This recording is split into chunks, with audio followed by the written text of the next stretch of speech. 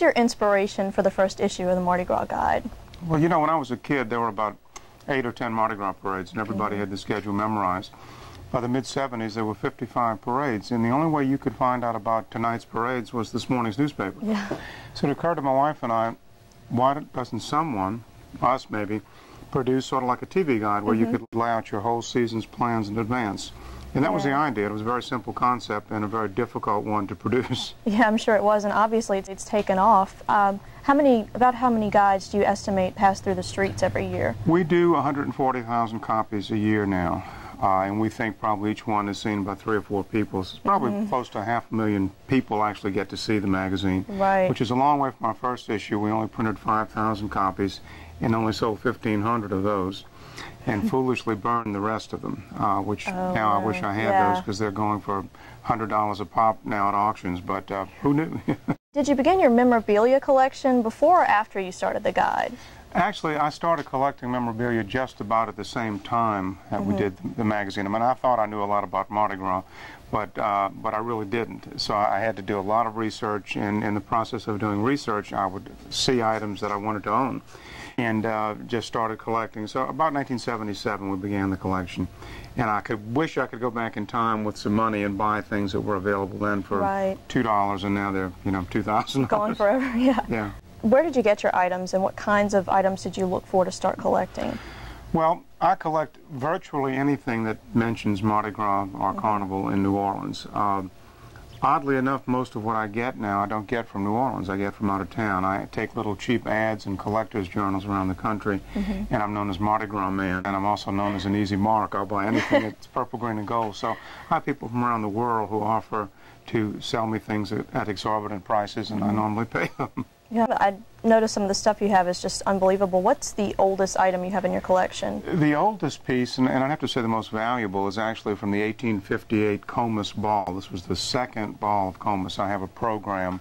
The item that I would love to have and don't is the invitation to the first Comus ball in 1857. There are 2 known copies in existence. I've tried to steal both, but I've had no luck. No luck. But I'd make a loan to acquire one of those, but I've never seen one for sale. I'm sure whoever has them is holding on to them. Oh, yes, yeah.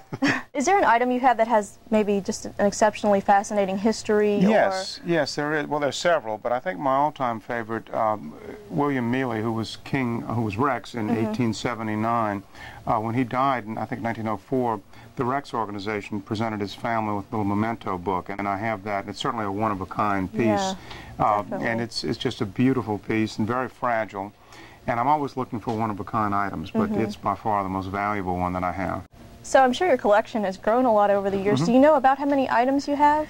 In our catalog on computer, we've got about 10,000 items, but I have many more items that we've not, cataloged yet.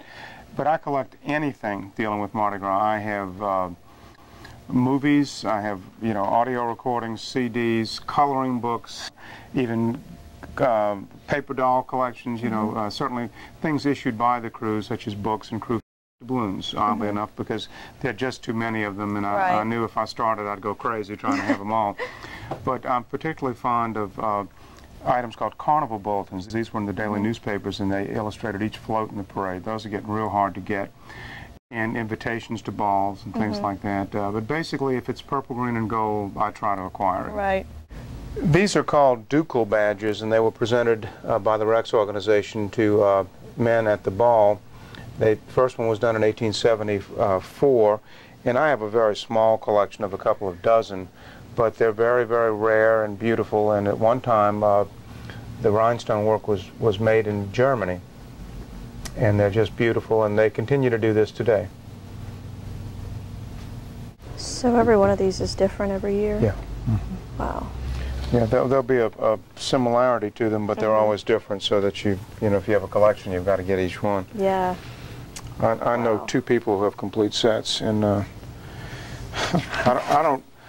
would imagine a whole set of those would be worth probably $75,000, $80,000. Unbelievable. And this is another thing I promised myself I would never collect because I go crazy. I got to get them all. And I've walked into 2 deals with people who just came in and said, hey, it was an incredible deal. And I said, well, not really, but okay. And then I said, oh, God, what have I started? Got the fever, yeah. And now I'm rolling again. But I mean, this is such a unique collection to have. I mean, plenty of people collect coins and plenty of people collect stamps, but Barbie dolls. not many people have Mardi Gras memorabilia like this, especially these kinds of items. Yep. Well, thank you so much for speaking with us today. My pleasure.